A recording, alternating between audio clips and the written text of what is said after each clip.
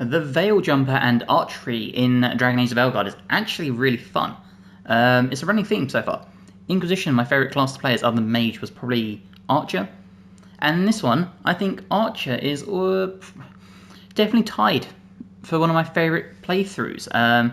Very surprised, but this is my Veil Jumper rogue build for Dragon Age The Veilguard. We're going to go through all the items and the skill tree, so let's jump straight into it. And this is our skill tree. Now, as you can see, in total we have 29 points to spend, as you can see here. And let's go through our skill tree. Now, I'm going to start by going straight south to Exploding Arrow. Now, when you do this, you want to make sure you get immediately to here. So follow the path as best you can. If you haven't got enough points, I believe, to get to the end, you need 18 points, but you have to be level 20 anyway. So do as many of these as you can. If you do have 29 points or more, then follow this guide and pick and choose others you want. There are loads of good options for Archer, I think. But from the Exploding Arrow, which is super useful, especially if enemies get close to you, an R2 in a square, it works amazingly. Moving up here, and we're going to take Endure. Lose 35% less momentum when you take damage, and honestly, that ability is good for any rogue. After that, you're going to come straight down to Rain of Decay. Now, this is necrotic damage. Now, a lot of this build will be based around lightning and stuff, but having a necrotic damage dealing ability is always a good thing. From there, we're going to take the passive of Salvaged Arrows, so gained after defeating enemy 2 arrows, which means they replenish quicker, which means you can use more. We're also going to take Innovation, so damage versus barriers plus 20%. From there, we're going to go up to Bated Breath, which means you get an extra long drawback on your bow, which just more damage. Going to come up here to Killer Instinct, stagger from abilities plus 20%. Obviously stagger is what affects being able to do takedowns, and takedowns are big damage dealers. Once you are at Bated Breath, come south as well and grab Determination, maximum momentum plus 50%. Momentum helps you do your abilities. To the left of that we are taking Heartseeker. Area abilities deal 20% bonus damage versus health, such as Rain of Decay. From Determination, which we had previously, come up here, and now we've done a nice big square so you know you're on the right pathing. And we're going to take Keen Eye. You generate 2 additional momentum from arrow hits. This bonus is doubled when hitting an enemy's weak point, and because you'll be firing off so many arrows, this will just help build up your momentum, meaning more abilities, meaning bigger damage, meaning enemies die quicker. We're going to go up to Burst of Speed, so momentum generation plus 10%, same theory behind taking Keen Eye. And then down south to Bulwark, arrow regeneration plus 20%. Again, continually being able to deal damage with our bow and arrow. You're then going to come to Reeling Bolt, and this is a really nice electric ability that also applies Weakened, getting those combos in. And then straight down south to Amperance, electric damage plus 10%. You're going to come up this way to Precise Power, gain enhanced damage after defeating an enemy by hitting their weak point, and immediately down south to Collateral Damage. Hitting multiple enemies with a single area ability deals 10% more damage for each enemy hit. This works great with Reeling Bolt and with Rain of Decay. Once you have that ability, come back up here and we're going to go straight over to Mortal Wounds. Weak point damage plus 10% because it's so easy to hit weak points with an archer. We're going to come back to Amperage and we're going to straight down here and we're going to pump the primer. Primers are 20% more effective. Again, not really something we need, but what we do want is Salvaged Arrows. Arrows gained after defeating enemy plus 2. Straight along here to Hunter's Focus. So hold R2 and then click in your R button. Obviously that is the PlayStation controls. While charging your bow, spends momentum to temporarily sharpen your focus, slows down time and lets you aim with heightened accuracy. This really allows you to hit those weak points easier or get those headshots. And that brings us into our Veil Ranger and our ultimate ability, the Twin Gifts of Arlathan. An amazing ability to do. It's so good, as you can see there.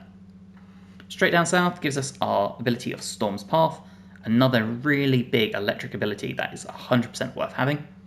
950 damage, and it detonates people that are overwhelmed, once again getting those combos in. To the left we are going to take electric damage plus 10% and shocking melee 20%. And please bear in mind, at the point of the game we are in, I have got all the companions and I haven't done a main mission after the final recruitment, so bear that in mind.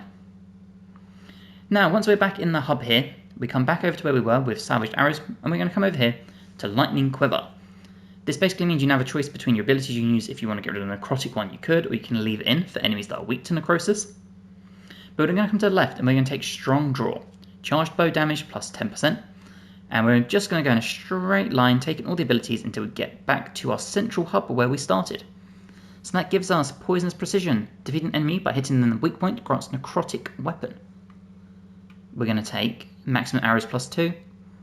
And take 15% less damage from enemies who are shocked, tying very nicely in with all the electric damage we can do. So if then we look at our abilities, or sorry, not abilities, our items. Now for daggers, you probably won't use these often, but I like to use ones that boost our light attack damage. So if you do get swarmed, 15% extra light attack damage with the vice up as well, and I put a 10% weapon damage rune on it. If you wanted to put it on your bow, you perfectly could. In the offhand, the Antivian Rapier, 162 necrotic damage, big amount of stagger, and it has the armor damage because I really like holding the triangle button with the dual wielding to do a lot of heavy attacks. But most importantly, our bow, and I like to use the Veil Edge. Really good physical damage, not the best stagger, but we do compensate some of that with the rune for 25% more stagger and some of the abilities we have. But 50% arrow regeneration currently, and as we go through, 10% precision effectiveness and gain precision on every third weak point. If I click on this, will it tell me what it does? There we go. Precision, the next charge or final attack on enemy will be critical, and knockback, targets pushed back by the force of the attack. So there you go. If we come over to our items, the Forest Guardian's Veil, 15% weak point damage, and eventually we'll get damage versus barrier, and 10% weak point damage relative to Veiled Jumper's allied strength. Amazing abilities on that helmet.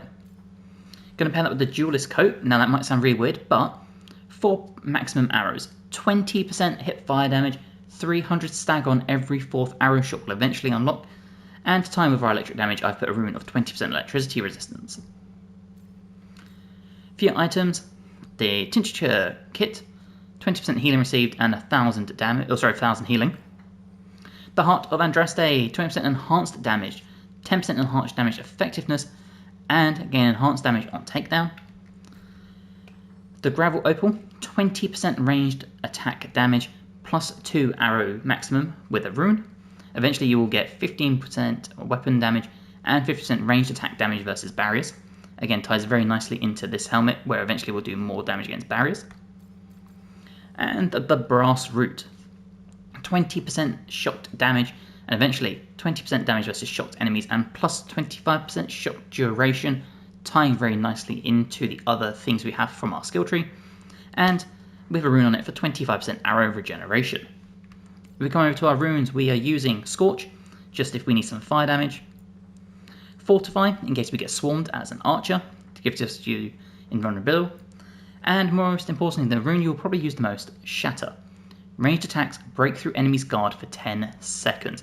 Really good way of chipping down enemies that have a maximum guard. For your abilities, I am personally using Lightning Quiver, Rain of Decay, Reeling Bolt, and the Twin Gifts of Arlathan. So, let me show you some of this in action. Eyes open. Okay, let's show off some of our damage. Look at that. Huge amount.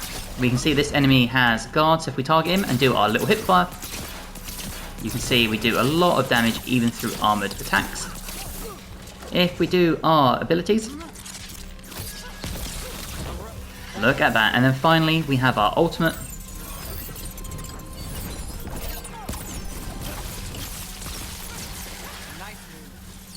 which is really cool as well. So I hope you've enjoyed this build guide. If you have, please let me know in the comments what other things you'd use, what other items, abilities, runes, all that fun stuff.